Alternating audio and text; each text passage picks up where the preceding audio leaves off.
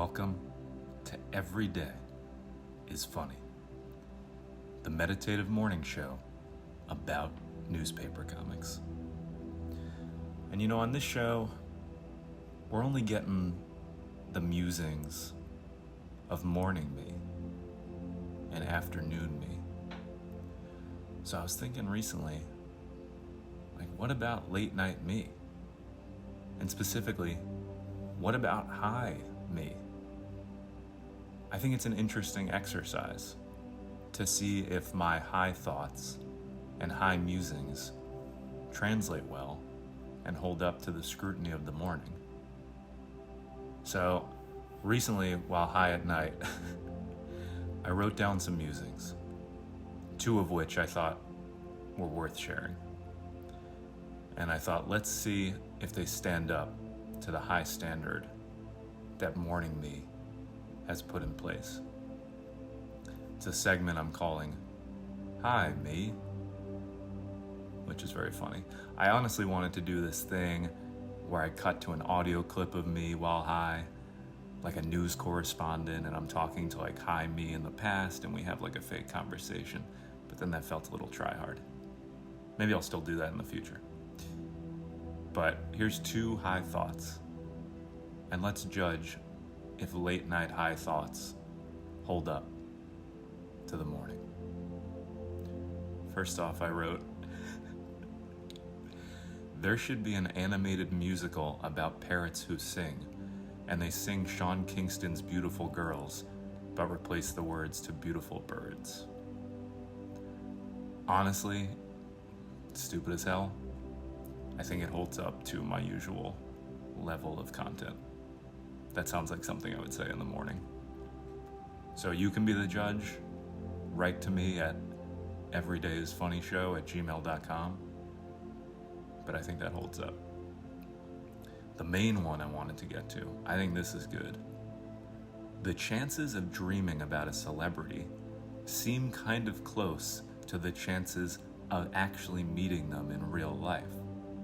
So we should celebrate dreams we have of celebrities the same as we celebrate seeing them in public.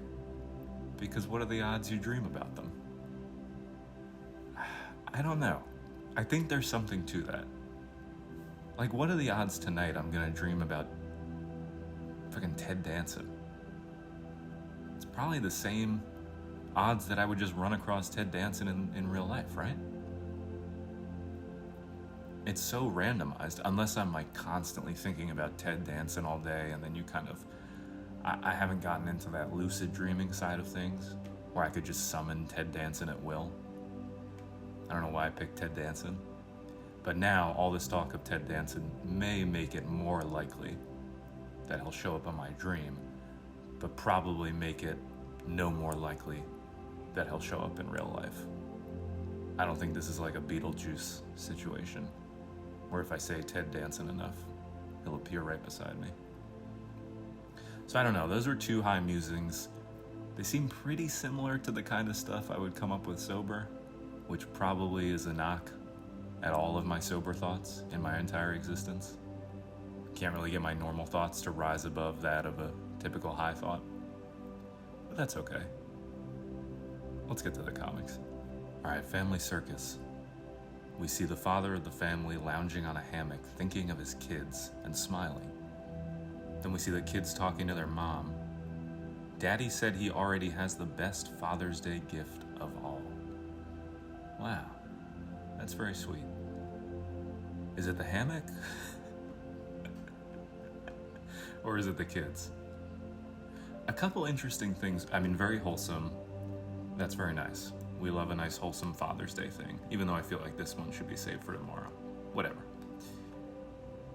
Happy early Father's Day.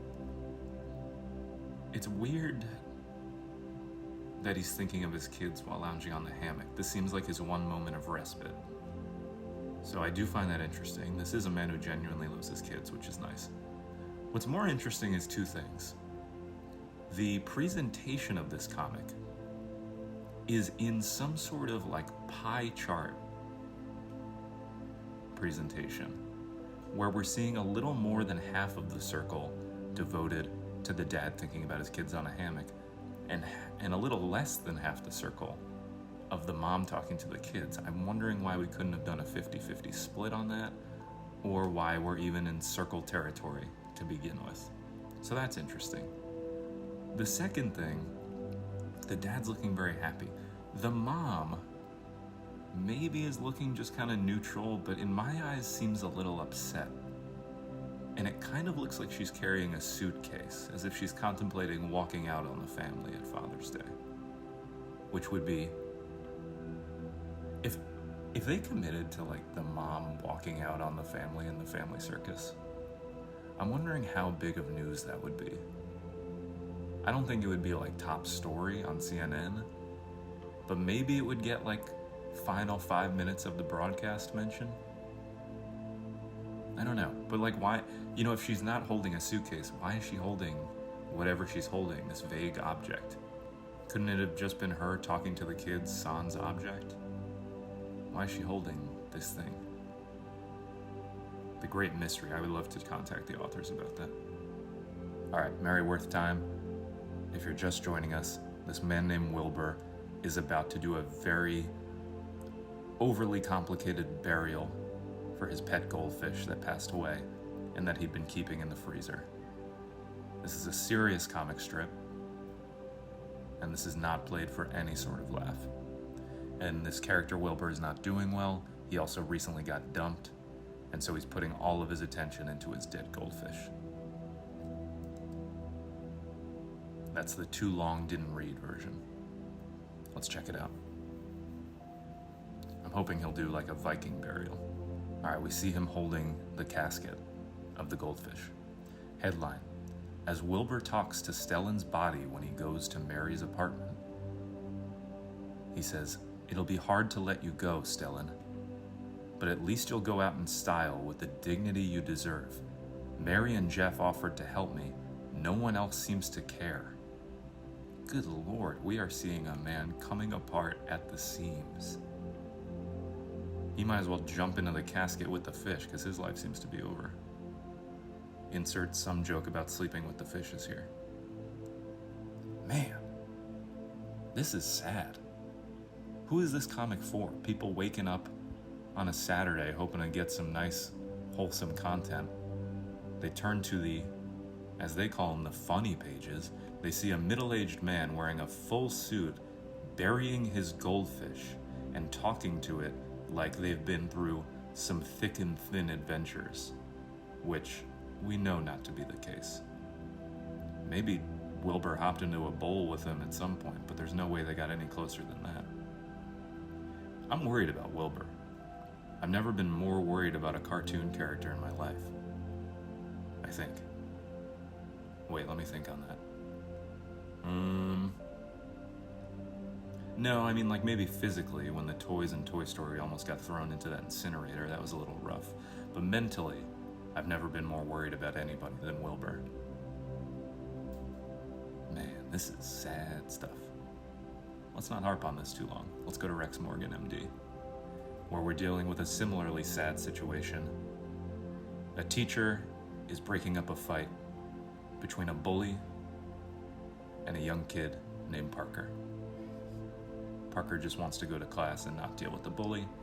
The bully is pretending as if he's not being a bully to the teacher. Classic bully move. Let's see where we're at. All right, we're still talking with the teacher, trying to break up the fight. Mr. Dawson says, "All of you get to whatever class you're supposed to be in.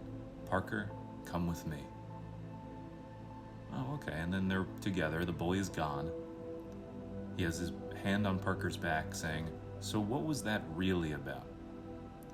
Parker said, "Something about not liking my face." That's how you're gonna sum it up for Mr. Dawson? You're alone with him. He's creepily touching your back. He's definitely on your side, maybe to a worrying extent. But why don't you tell him the truth, Parker? This guy's been bullying you 3 times today. And your synopsis, your TLDR, is gonna be, this was all something about not liking my face? No, it goes far deeper than that.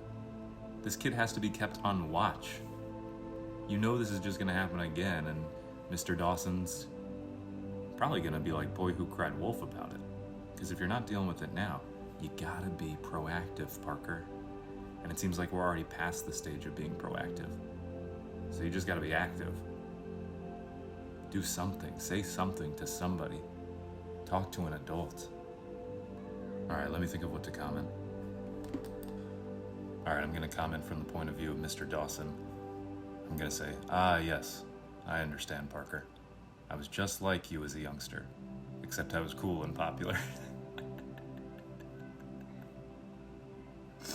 Send. Alright, time to wind down for this Saturday, June 15th. Have a wonderful start to your weekend. I hope to see you tomorrow. And remember, every day is funny.